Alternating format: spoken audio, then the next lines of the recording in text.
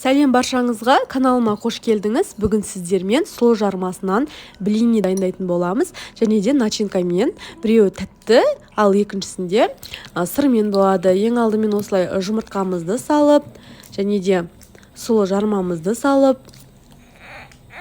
сүтімізді, шым-шым тұзымызды қосып алып, жақсылап араластырып аламыз. Барлық құрамына қосылатын заттарды астына описанияға жазып қалдыратын боламын. Араластырып алып, теңдей екіге бөлетін боламыз. Осылай ыдыстарға бөліп аламыз.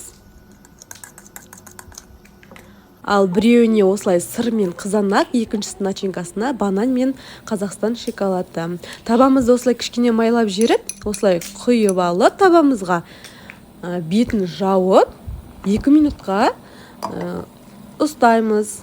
Ал міне пісті, енді бетін аударатын боламыз. Екінші жағы өте тез піседі. Сосын осылай сырымызды және де қызанағымызды қосып,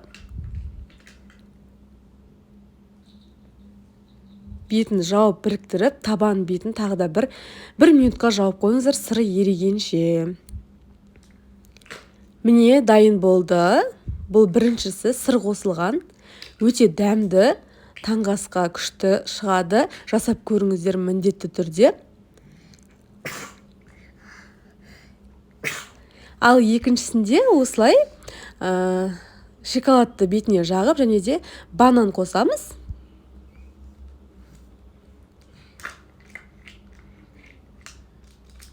Бетін жауып, екіге бөліп, дастарханға ұсына берсеңіздер болады.